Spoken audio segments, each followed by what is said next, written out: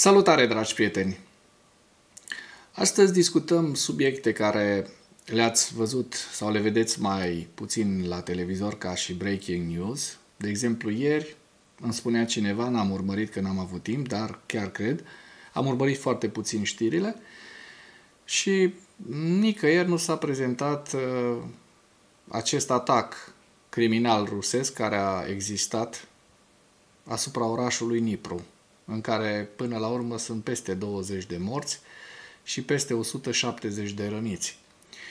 Așa că nici astăzi o să încerc să vă prezint lucruri care sunt mai puțin accesibile, care nu sunt prezentate, lucruri care probabil sunt considerate neesențiale pentru presa românească din momentul actual, pentru că nu e așa.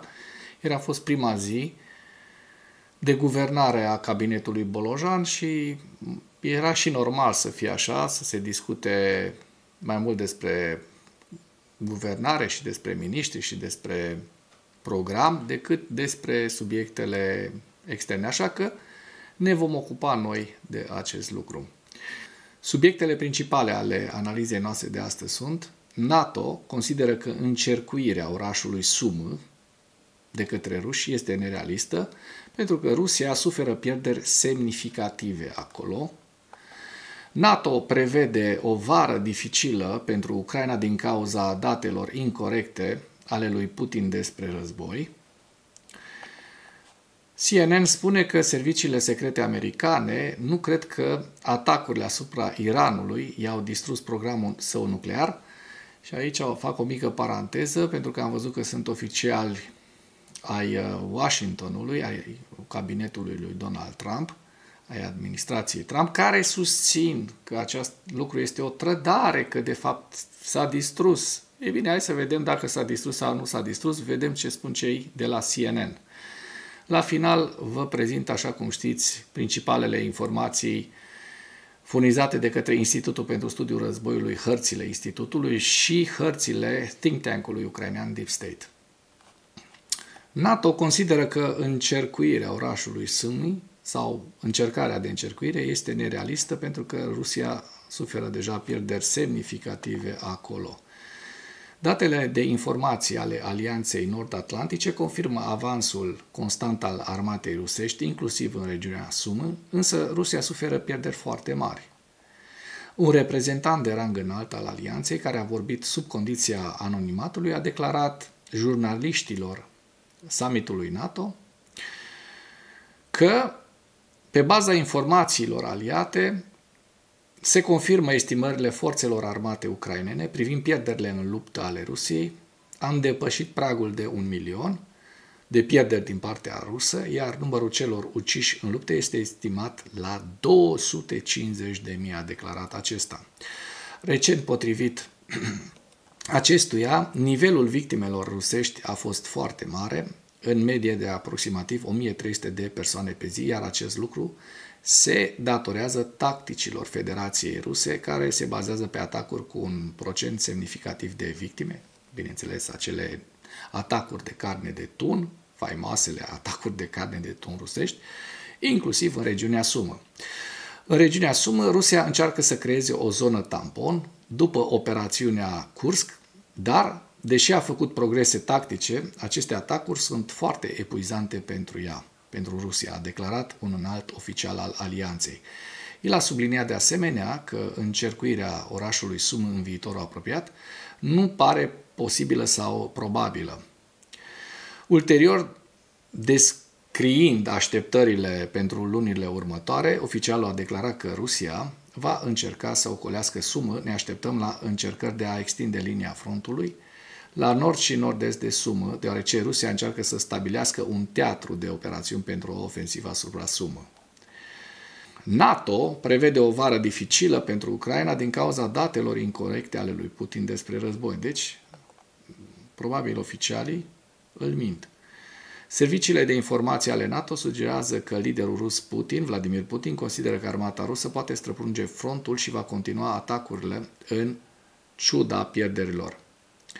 Un reprezentant de rang înalt al Alianței, care a dorit să rămână anonim, a declarat jurnaliștilor de la summitul NATO că alianța observă că Rusia suferă pierderi semnificative, dar intenționează să-și mențină în general tacticile pe această bază, alianța se așteaptă la o vară dificilă pentru Ucraina. Reprezentantul NATO a repetat această afirmație de mai multe ori. Ne așteptăm ca Rusia să continue tacticile sale de mici cuceriri, în ciuda marilor pierderi pe care le va suferi, a adăugat acesta. În ceea ce privește așteptările pentru vară, ne așteptăm la mișcări în regiunea Sumă, în regiunea Zaporojie, ne așteptăm și la o intensificare, dar acestea vor fi în principal atacuri limitate pentru îmbunătățirea pozițiilor tactice, a spus acesta. Alianța consideră că Putin, adoptând o strategie de acțiune, se ghidează după informații false și, prin urmare, așteptările sale pentru campania de vară sunt mai mari și pierderile vor fi chiar imense. El chiar crede că câștigă, dar asta se bazează pe informații false pe care le primește. Pe baza acestui fapt, ucrainenii ar trebui să se aștepte la o vară dificilă, a subliniat oficialul. Cu toate acestea, NATO nu crede că Rusia va putea să își atingă obiectivele. În general, principalul factor restrictiv pentru Rusia este faptul că nu are suficiente rezerve necesare pentru a realiza orice progres, a explicat reprezentantul alianței. Și acum mergem la o știre a celor de la CNN. CNN spune că serviciile secrete americane nu cred că atacurile asupra Iranului i-au distrus programul său nuclear. Atacurile militare americane asupra 3 situri nucleare iraniene din weekend nu au distrus componentele majore ale programului nuclear iranian, dar probabil l-au întârziat cu luni. Iată ce a aflat CNN din evaluarea inițială a serviciilor secrete americane. Atacurile americane nu au reușit să distrugă complet centrifugele și uraniul puternic îmbogățit din instalațiile nucleare iraniene, potrivit unei evaluări întocmite de Agenția de Informație a Pentagonului. În mare parte, sursele CNN spun că atacurile au avariat grav doar structurile supraterane, în special infrastructura energetică a instalațiilor și clădirile folosite pentru a transforma uraniu în material pentru fabricarea bombelor. Două surse CNN familiarizate cu evaluarea serviciilor secrete americane au declarat că stocul de uraniu îmbogățit al Iranului nu a fost distrus. Una a spus că centrifugele Iranului sunt în mare parte intacte. S-au dat înapoi programul nuclear iranian, poate cu câteva luni. Nu mai mult, a adăugat unul dintre interlocutorii canalului. Secretarul de presă al Casei Albe, Caroline Leavitt, a confirmat că Agenția de Informație a Pentagonului a efectuat într-adevăr o evaluare inițială a impacturilor atacurilor asupra Iranului, dar a spus că este absolut greșită, ceea ce vă spuneam mai înainte. Scurgerea acestei presupuse evaluări este o încercare clară de a umili președintele Trump și de a discredita curajos și piloți de vânătoare care au îndeplinit misiunea impecabilă de a distruge programul nuclear al Iranului, a declarat Leavitt pentru CNN. Deci, da, mai lipsesc ăia să fac o rugăciune acolo la Casa Albă, i-ați văzut, sectanții să vină să spună au distrus, au distrus, au distrus. Trecem la ziua 1218 a războiului din Ucraina, la pierderile rusești din această zi, la data de 25 iunie.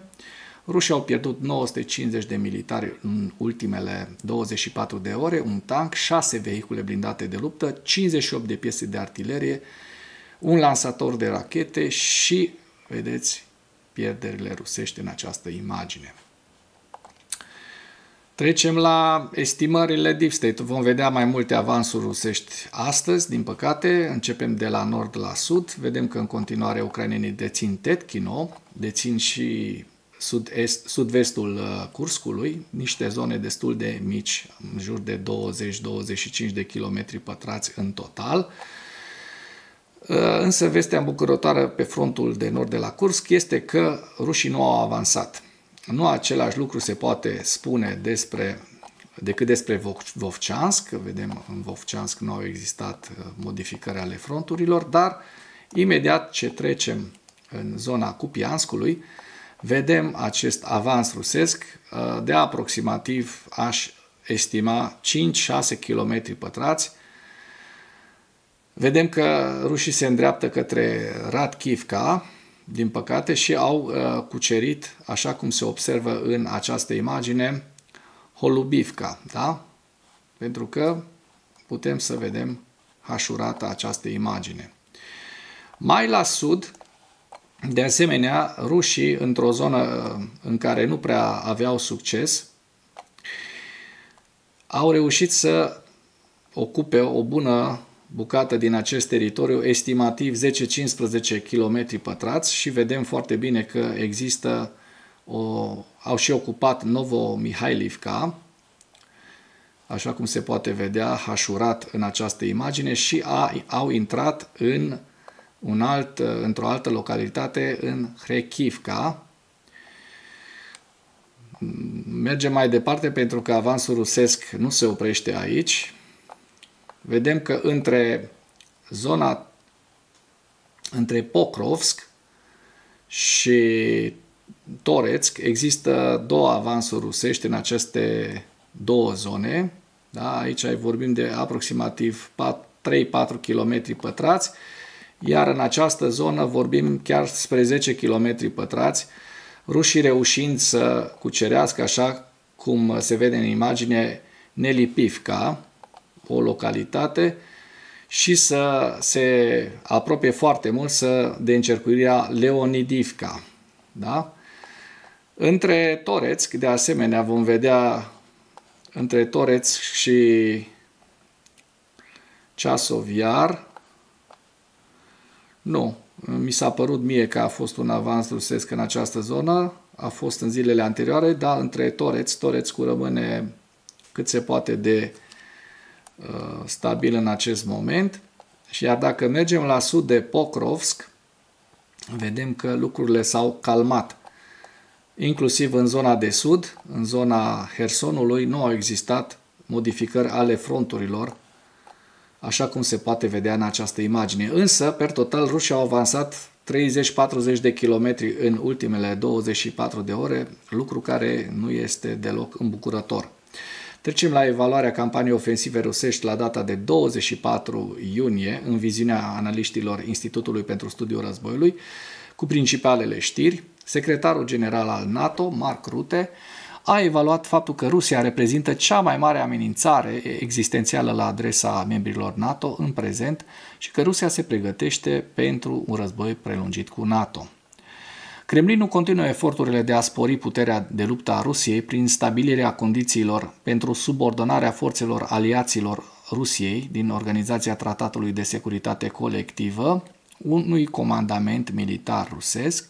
Forțele ruse își extind utilizarea motocicletelor de-a lungul frontului din Ucraina, o tactică pe care armata rusă ar putea o folosi în viitoarele războaie dincolo de Ucraina, posibil inclusiv în operațiuni împotriva statelor NATO.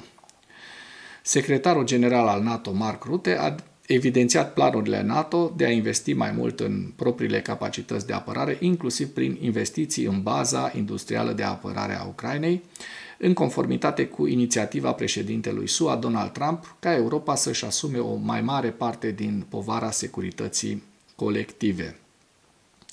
Partenerii europeni ai Ucrainei au alocat ajutor militar Ucrainei și sprijin financiar pentru producția de drone în timpul summitului NATO din 24 iunie.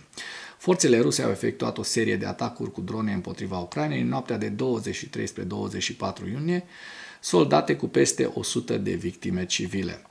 Iar aici aveți hărțile Institutului pentru Studiul Războiului la data de 24 iunie, Sumă, Lugansk,